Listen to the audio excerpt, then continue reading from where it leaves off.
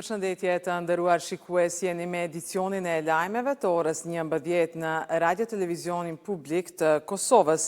Gjatë qëndrimit në Riyadh të Arabisë Saudite, ku po merr pjesë në forumin Nisma për investimet e së ardhmes me ftesë të princit të kurorës Mohammed bin Salman, presidentja e Kosovës Vjosa Osmani është takuar me homologun bulgar Rumen Radev. Duke cilësuar atë si mik të Kosovës dhe mbështetës të fuqishëm të aspiratave euroatlantike, Osmani tha se në qendër të bisedës ishin largimi masave të padrejta të Bashkimit Evropian ndaj Kosovës dhe avancimi i aplikimit për statusin e vendit kandidat në Bashkimin Evropian. Sot fillon forumi i paqes në Paris, një ngjarje ndërkombëtare vjetore që mbahet në kryeqytetin francez, krijuar për promovim të bashkëpunimit global dhe qeverisjen shumëpalëshe përballë sfidave botërore. Kryeministri në detyrë Albin Kurti, i cili merr pjesë në këtë forum me ftesë të presidentit francez Emmanuel Macron, në margjinat e tij do të zhvillojë edhe takime të tjera dypalëshe. E një ditë më parë, Kurti mori pjesë në diskutimin e organizuar nga Instituti francez Jacques Delors. Duke folur për Kosovën, ai theksoi përparimin institucional dhe ekonomik që vendi ka arritur prej shpalljes së pavarësisë në vitin 2008. Kurti tha se gjatë mandatit të tij qeveritar është luftuar korrupsioni dhe shënuar rritje e qëndrueshme ekonomike. Komisioni Qendror i Zgjedhjeve njoftoi se periudha për regjistrimin e votuesve me nevoja të veçanta për zgjedhjet lokale të balotazhit më 9 nëntor fillon nga sot dhe përfundon më 4 nëntor. Për të mundësuar votimin e personave të regjistruar si votues me nevoja të veçanta, KQZ do të angazhojë ekipet mobile në ditën e zgjedhjeve.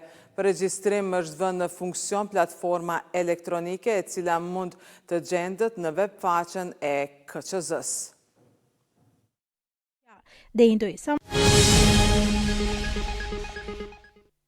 Policia njoftoi për një rast ku dyshohet se janë gjetur mbetje eshtrash të personave të zhdukur në luftë. Në Mitrovicën e Veriut, gjatë gërmimit të një varri për një person të vdekur, familjarët e tij kanë hasur në një batanie me mbetje kockore.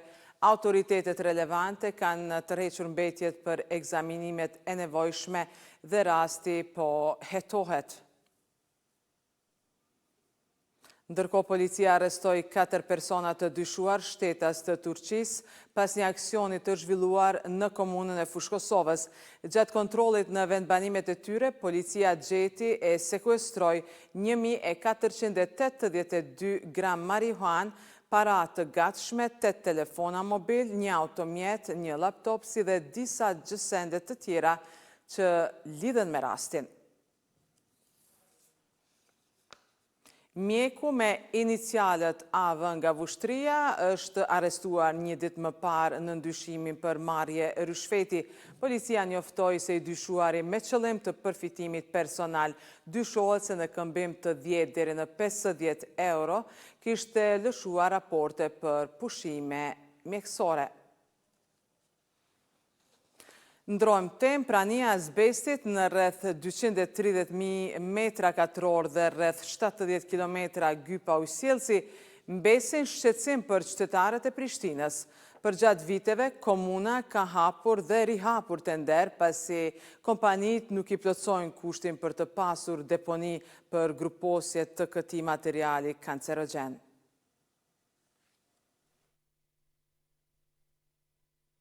Rreth 230.000 metra katror vlerësohet se janë të mbuluara me azbest në zonën urbane të kryeqytetit. Krahas kësaj, azbesti është i pranishëm në rreth 70 kilometra gypa ujësjellsi. Prishtina përtej materialeve të kontaminuara mbetet ende premtim që përfundon në heshtje, ndërkohë që ekspertë të shëndetit kanë paralajmëruar se ky material rrezikon shëndetin e qytetarëve. Nëse këta janë të rrezikshëm, atëherë sa më parë duhet të hiqen. Sa më parë duhet të ndërruhen me diçka tjetër, të zancuar me diçka se po thonë që janë të rrezikshëm, nuk e di. Unë sa e di, krejt kanë thënë në Ulpian kështem i hek që ato të sollonisa të pas. S'pe heken, çka kemi me bë? Nga këndveshtrimi i një pulmologu, azbesti është njëri nga shkaktarët të sëmundjes së mushkrive. Sistemi respirator apo mushkrit mund të preken edhe mund të shfaqen sëmundje të ndryshme. duke filluar nga çrregullimi i funksionit mushrive, pra kur kemi lidhshmëri mes ekspozimit të azbestit dhe zvogëlimit të funksionit pulmonal. Pastaj kemi edhe paraqitjen e disa problematike më serioze, siç është për shembull azbestoza mushrive apo zhvillimi i fibrozës mushrive, ku indi lidhor pra proliferon mushkrinë dhe bën atë më të vrajshme, më rigjide dhe e vështirëson mbushjen e mushkrive me ajër. Përveç kësaj kemi një problematik po aq shumë të rëndësishme klinikisht, që është kanceri, sëmundje kanceroze, që është lidhur në mënyrë direkte me prezencën e azbestit dhe ekspozimin e ndaj tij. Komuna e Prishtinës mos heqjen e azbestit arsyeton se deri me tani asnjë kompani konkurruese për tenderën e hapur nuk i ka plotësuar kushtet e parapara. Pas largimit, një nga kushtet e rëndësishme është edhe caktimi i një deponie adekuate për materialet e dëmshme, e ku do të groposej azbesti, ndërsa komuna ka kërkuar që lokacioni i deponisë të jetë i kompanive. Këtë veti kemi pasi tender i cili ka përfshi një pjesë të hapësirës me azbest dhe largimin e saj, fatkeqësisht nuk ka kaluar tender për arsye se njëra prej kërkesave ka qenë edhe deponja e atyre materialet të dëmshme, realisht na i thojmë dhe varrosja e pjesës së azbestit. Komuna e Prishtinës pritet të hapë tender të ri, megjithatë sipas zyrtarëve komunal, nëse asnjë kompani nuk e ka deponinë e vet, do të kërkohen zgjidhje të tjera për gjetjen e hapësirës. Tregu i gjelbër në kryeqytet me gjithë paralajmërimet për investime nga Agjencia Kosovare e Privatizimit dhe Komuna e Prishtinës vazhdon të mbetet me qati të improvizuara nga tregtarët dhe me infrastrukturë të amortizuar. Derisa AKP dhe Komuna e Prishtinës ja hedhin përgjegjësi njëra tjetrës, tregtarët janë ata që vazhdojnë të punojnë në kushte të rënda. Ndonë se shpesh publikisht është premtuar se kushtet në tregun e gjelbër të kryeqytetit do të përmirësohen, gjithçka ka mbetur vetëm fjalë. Pavarësisht paralajmërimeve për tendere investime nga Agjencia Kosovare e Privatizimit dhe Komuna e Prishtinës, tregu mbetet i mbuluar nga mbeturinat me qati të improvizuara nga tregtarët dhe me infrastrukturë të amortizuar. Tregtarët e vjetër të këtij tregu vënë në pas se në përstinë përballen me kushte të rënda, ndonë se janë munduar me forcat e veta ta mbajnë funksional këtë treg. Ka qenë edhe maftof deri minus nanomet 20. E kemi përjetuar. Gjithë kushte qështu, po qërëve që kjo është katastrofë, qërë. Që ata e kanë shu, këtë kyran e kanë shu. S'ka kurfar kushte. Na i kemi bojë së vetë, pak do kushte sa, mos mëna pikë, po prap po pikë, se ujë dhe për tërë. Për gjendjen e rëndë të tregut, Agjencia Kosovare e Privatizimit në një përgjigje me shkrim muaj më parë pati nënvizuar se mirëmbajtja e tregjeve të Prishtinës është deleguar te ndërmarrja publike banesore dhe se janë në proces të investimeve për përmirësimin e kushteve. Megjithatë në terren nuk shihet asnjë ndryshim. Ndërkohë, Komuna e Prishtinës, pavarësisht asaj se ka paralajmëruar shpalljen e tenderit për tregun e gjelbërt në muajin prill të këtij viti, asnjë lëvizje nuk ka në këtë drejtim. Sipas planit të tyre, tregu do të rilokohej përkohësisht në një hapësirë tjetër deri në rindërtimin e objektit të ri, plan që ende nuk ka nisur. Gjitha përgatitjet janë gati që gjatë muajit prill të hapet shpallet të tenderi dhe nëse gjithçka ecë sipas afateve të ligjit prokurimit, atëherë shpejt të shpallin fituesin. Tregi mirë, amo banor që banojnë to me dalë këtë gjendje kështu me pikë, me bo. Tash edhe munimi i tyre po shkan poshtë. Po munon për një idare, se thojnë, për një cobuk. Qaja. Qërë?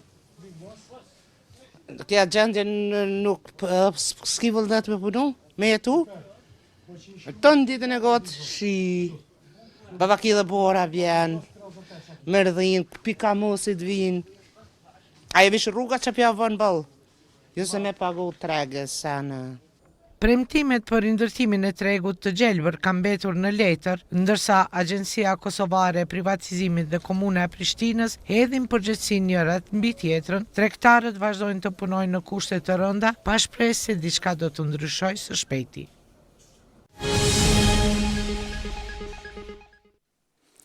Në kineman ABC në Prishtinë u shfaq premiera e filmit dokumentar Në luftë me fatin, prodhimi i Radio Televizionit të Kosovës me autorën Venera Xhoxha Jadili e regjisor Ilir Kabashi.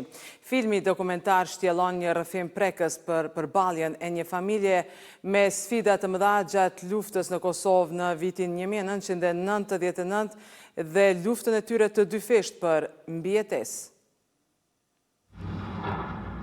Një rrëfim i rënd e prekës që përfundon me triumfin e jetës mbi vdekjen. Ishte tema e dokumentarit të shfaqur mbrëm në kineman ABC në Prishtinë. Me titullin Në luftë me fatin, prodhimi Radio Televizionit të Kosovës me autore Venera Xhoxha Jadili e regjisor Ilir Kabashin, përmes ngjarjes së një familjeje, dokumentari risjell në kujtesë vuajtjet e shqiptarëve në luftën e fundit në Kosovë. Ky film dokumentar është edhe një dëshmi për atë se në çka kaloi populli ynë në kohën e luftës. Prandaj, faleminderit miliona herë familjes Trama, që pranoi që historinë e tyre e mbyllur mes katërmundësh për shumë vjet që nga lufta, të ma besojnë mua e që ta bëj këtë histori të gjithë neve. RTK vazhdon të realizoj dokumentare të ndryshëm, prandaj për drejtorin e televizionit Rilend Gërvalla, kjo është një nismë që i hap rrugë shfaqjen e tyre për publikun, njësoj sikurse me këtë rast. Kjo është një nismë që do ta filloj ciklin e dokumentarëve të cilët do të shfaqen kështu për publikun si këtë herë. Ky dokumentar na mëson se tingulli i parë i jetës pra nuk është thjesht një qarë. Është një thirrje drejt nënës, drejt perëndis. Është dëshmia e parë ndërgjegjes që zgjohet nga gjumi i mosqenjes. Kur fëmia qan, universi përgjigjet. Filmi dokumentar shpjegon historinë e familjes Rama, të cilët në luftë si refugjat u bllokuan në Blac me 2 fëmijët e tyre të vegjël.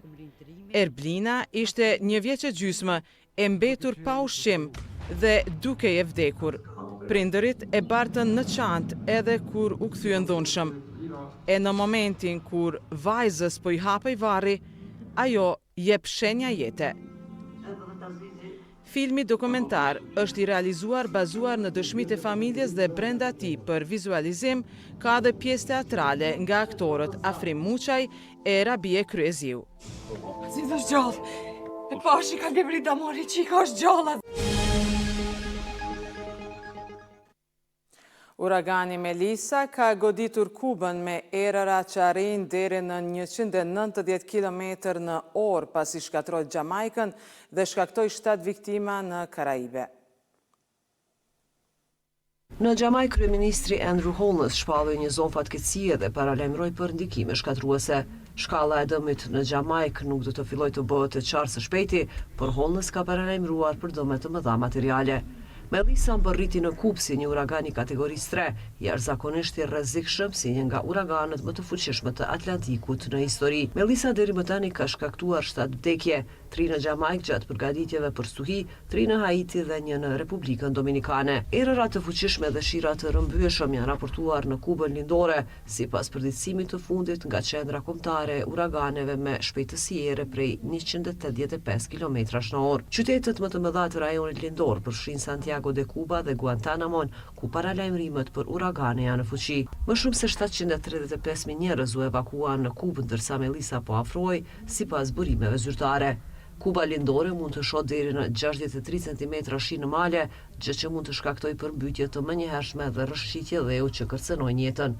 Pjesë të ishullit përballen me erëra të qëndrueshme deri në 200 km/h dhe deri në 3.5 metra val stuhie në Bregdet. Melissa është në një rrugë drejt Bahamas qendrore dhe juglindrore, ku kushtet pritet të përkeçësohen shpejt deri të mërkurën. Urdhëra evakuimi janë lëshuar për 6 ishuj në Bahamas, përfshir Acklins dhe Crooked Island, ndërsa zyrtarët po përgatiten për përmbytje. Të nderuar shikues, ndoqët lajmet në RTK bashkë me ekipin realizues, ju falenderojmë për kohën që ndat me ne, mirupafshim.